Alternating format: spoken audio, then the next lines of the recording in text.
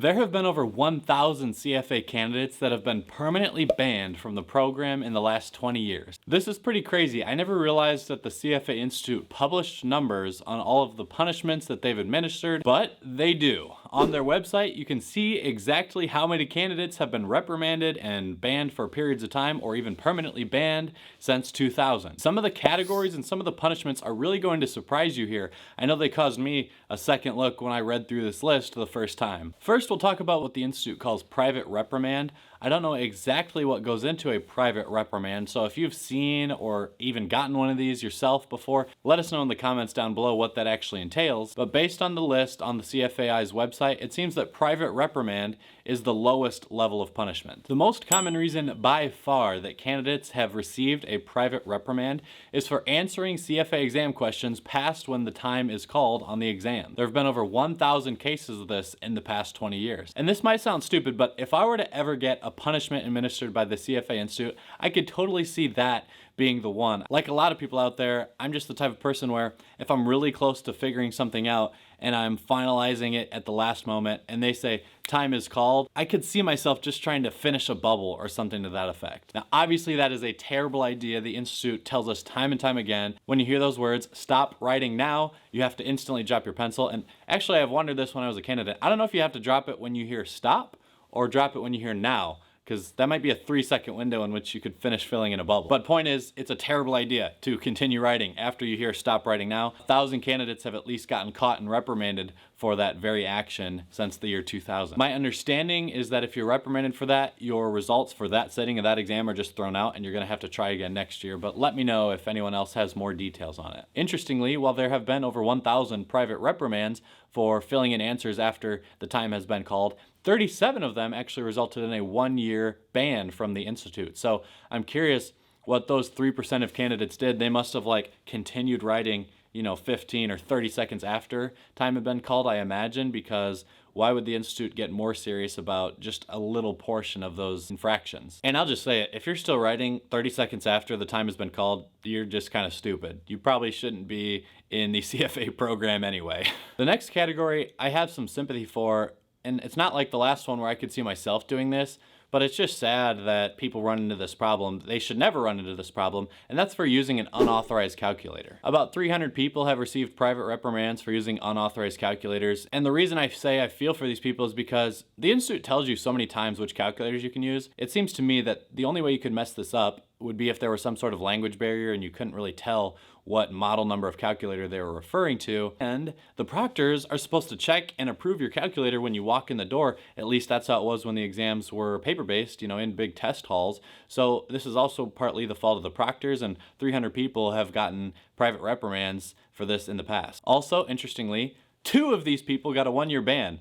So maybe it was that the proctors said, hey, you can't use this calculator. In some way they took the whole test with the calculator. I don't know why only 1% of cases, or less than 1% of cases, would result in a 1-year ban for this infraction. Opening the question booklet before the start of exam had about 100 infractions as well. This is probably due to people being nervous. I don't think anyone would intentionally cheat in this way unless you were stupid, but just don't do it. Don't open the question book until they say you can, and stop writing when they say you have to. Pretty easy. The least infracted area that the Institute actually calls out is possession of study materials. There were only 15 or 20 people over the last 2 decades that have got private reprimands or 1 to 3 year bans for possession of study materials in the exam room. And maybe those candidates deserve some type of award, because you have to be super reckless and crazy to try to get study notes into a CFA exam center to try to cheat off of them. Of course, it's a terrible idea. You're very likely going to get caught, but you'd have to be nuts to try it. So I'd like to meet the people who maybe have fallen victim to these reprimands. And the next category is pretty similar: possession of electronic devices during a CFA exam. There were just about 30 people over the past 20 years that got caught for this.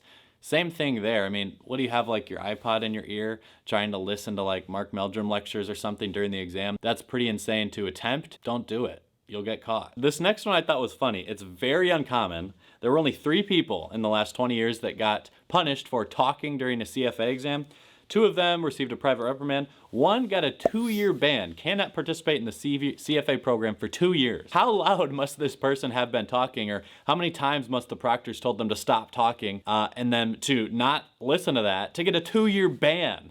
I would just love to have been a fly on the wall in that exam center, in that test room, to listen to or see what that one candidate was doing to get a 2-year ban from the program just for talking too much during an exam. Okay, we have 3 more pretty light categories on the list, and then I'm gonna save the best for last. The last type of violation that I'll cover is the most serious. It's the one that's received the most permanent bans by far, and is the main category that you don't wanna do. Disclosure of exam content. 3 people have gotten in trouble for disclosure of exam content. This is the most surprising to me, in the sense that I would have expected far more people, because I'm sure that there are way more instances of people disclosing exam content after the exam than just 3 over the past 20 years, but it's probably also the case in which is most difficult for the CFA Institute to catch and prove and punish. 1 person guilty of this got a private reprimand, 1 got a 5-year ban, and the last person got a permanent ban for disclosing CFA exam content. I can only imagine that they were purposefully sharing with many people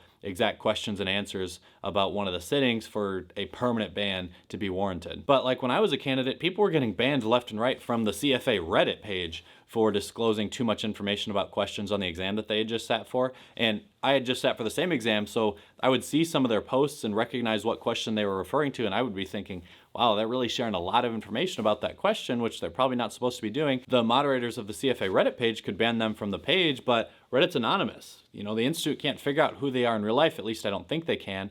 And the fact that the Institute's only ever punished 3 people for disclosing exam content after an exam kind of tells me that there's almost no way for them to find what people are doing this online. Otherwise, this list would be like 3,000, not just 3. Misrepresentation, 3 people got hit for over the past 20 years. I think those people just lied about who they were or whatever, taking the exam. Don't do that, that's easy to fix.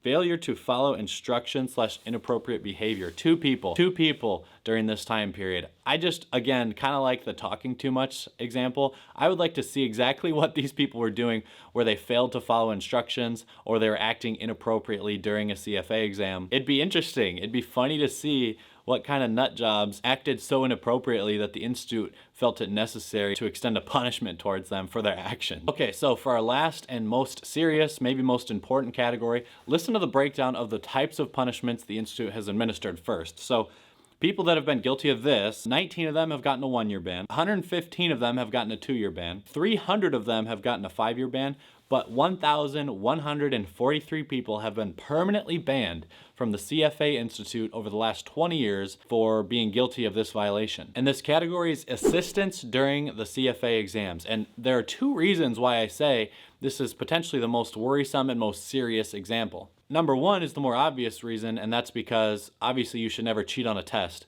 That's like the first thing you learn in kindergarten, and the people that have been punished for this reason are, or look like they are, cheating on a test. But here's the second reason I say you need to be worried about this type of punishment, and this is a big one. Under the description that the CFA Institute offers for assistance during an exam, it describes looking over at another candidate's exam or giving the appearance that you're looking over at another candidate's exam. That's right. If you give the appearance of looking over at another candidate's exam, the vast majority of the time you receive a permanent ban from the CFA program. That's just crazy. This one example, I think, is the reason why people say CFA exam proctors think that they're gods in the room of CFA exam halls, or that the CFA Institute is really heavy-handed with their punishments. This one category, assistance during the exam, results in like 95% of the permanent bans from the program. And we have no idea how many of these 1,100 permanent bans came from candidates actually trying to learn information from the other candidates to their sides when they were looking at their exams, or how many of them